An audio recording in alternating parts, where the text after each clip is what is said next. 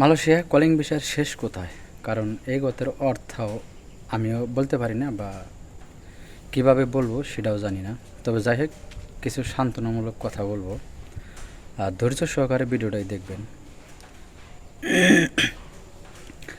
কারণ calling visa আমরা সবাই জানি বন্ধ হয়ে গেছে, আর ইতিমধ্যে আগে যাও আপনার আশা ভরসা ছিল। কারণ 5 তারিখের মিটিংয়ে সে আশা ভরসাও শেষ, আর মালয়েশিয়ার সরকার ডাইরেক্ট ঘোষণা দিয়েছে আর সময় বাড়ানো হবে না। কারণ আমি 15টা রাষ্ট্রে কলিং দিয়েছিলাম, কিন্তু সব দেশ থেকে লোক আসা পড়েছে, কিন্তু বাংলাদেশ থেকে কেন আসতে পারলো না।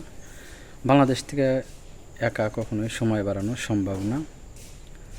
যাই হোক, আমার কথা হলো ওই জায়গায় না, তবে লোক কী জন্য পাঠাইতে পারলো না বাংলাদেশ, বা যে বাংলাদেশ এজেন্সি কোঠাগুলো আছে তাদের গাফিলাতি বা তাদের প্রতারণার শিকার হয়েছেন আপনারা।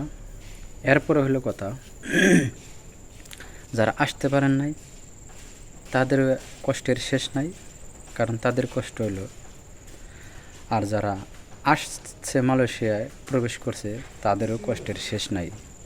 এখনও অনেক লোক আছে মালয়েশিয়ায় আসছে,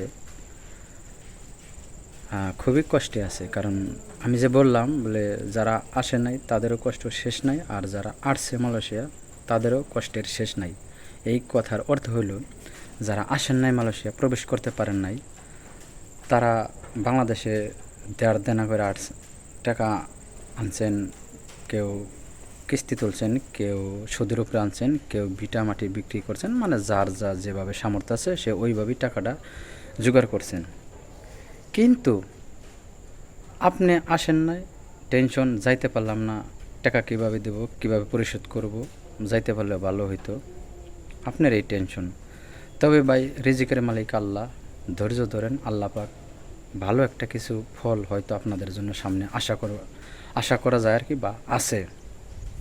নামাজ কালাম পড়েন, আল্লাহরে ডাকেন, ইনশাল্লাহ ভালো কিছু পাওয়া যাব। আরেকটা কথা হইলো, মালয়েশিয়া যারা আসছে তারা কিসের কষ্ট বলতে পারেন। তাদের কষ্ট হলো, তাদের তো আরও বড়ো কষ্ট, কারণ তাদের পাশে কেউ নাই এখন বর্তমান। ফ্যামিলির কেউ নাই, আত্মীয় স্বজন নাই, বন্ধুবান্ধব নাই, শুধু একা একটা রুমও। অনেক লোক আছে এজেন্ট বিষয়ে আইসা তারা গোডাউন আটকে রয়েছে, সময় মতো না পাই বেলাছে খাইবার, নাই শোয়ার জায়গা, নাই গোসলের পানি, নাই কারেন্ট, নাই ফ্যান, মানে এমন পরিস্থিতি আছে অনেক জায়গায়, সবার না তবে সব জায়গায় বেশিরভাগই এরকম। আর কাজের কথা তো বলাই জানে, এটা কবে কখন কার মিলে, ঠিক আছে।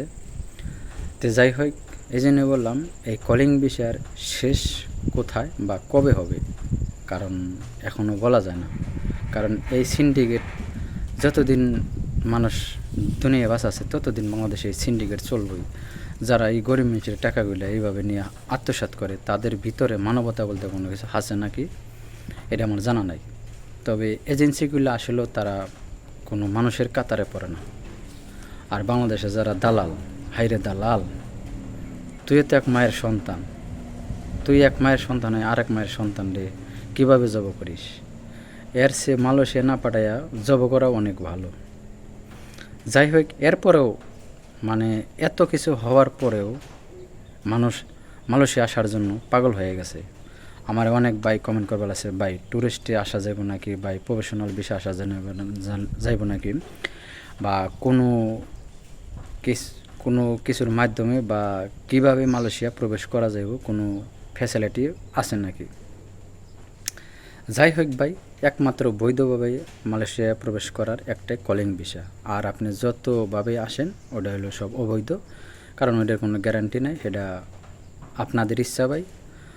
আপনি আইসা যদি কলিং ভিসায় যারা আছে তারাই কাজ পায় না, আপনি অবৈধভাবে আইসা কিভাবে কাজ সংগ্রহ করবেন এটা আপনি ভালো জানেন। তাই একটাই উদ্দেশ্য, সবারই বলবো, আপনারা কেউ মালয়েশিয়া অবৈধভাবে আসবেন না। ট্যুরিস্টে বা আপনার স্টুডেন্ট বিষয়ে, এরপরে প্রফেশনাল বিষয়ে কেউ আপনারা যদি আসেন দালালের লগে কন্ট্যাক্ট করে হয়তো আপনি আসতে পারবেন, তবে কাজ দেব কি আপনাকে? কাজ যদি ভালো থাকে বা কাজ আইসা করতে পারেন তাহলে আপনি আসতে পারেন মালয়েশিয়া, সমস্যা নাই। তবে কাজ বাউ না করে, কাজ কাম ঠিক না করে আপনি উরুত করে একজনে বললো আর আপনার পাঠিয়ে দিল, আপনি আইসা পড়বেন। আইসেন না ভাই, অনুরোধ, আসবেন না। আসলেই পস্তাইবেন, কারণ আসার পরেই বুঝবেন মালয়েশিয়ার কী জিনিস আর মালয়েশিয়াটা কী, কোথায় আছে, তখনই বুঝতে পারবেন। যাই হোক ভাই, অনেক কথা বললাম। ভিডিওর মধ্যে যদি কোনো ভুল ত্রুটি হয়ে থাকে অবশ্যই ক্ষমা দৃষ্টিতে দেখবেন। এরপরে কোনো কিছু জানার থাকলে পারে অবশ্যই কমেন্ট করবেন, আমি কমেন্টের উত্তর দেওয়ার চেষ্টা করব। হয়তো আধা ঘন্টা দেরি হবে, নইলে 1 ঘন্টা দেরি হবে, কারণ আমি তো একটা পার্সোনাল জব করি। ওই জবের টাইমে, কাজের টাইমে কোনো ফোন ইউজ করা যায় না, বা আমি কারো রিপ্লাই করতে পারি না। তবে আপনাদের রিপ্লাই ইনশাআল্লাহ আমি দেবো, কমেন্টের উত্তর অবশ্যই পাবেন। তবে হয়তো 2-1 ঘন্টা দেরি হবে। যাই হোক, আপনি যদি আমার চ্যানেলে নতুন হয়ে থাকুন অবশ্যই চ্যানেলটা সাবস্ক্রাইব করে দিবেন।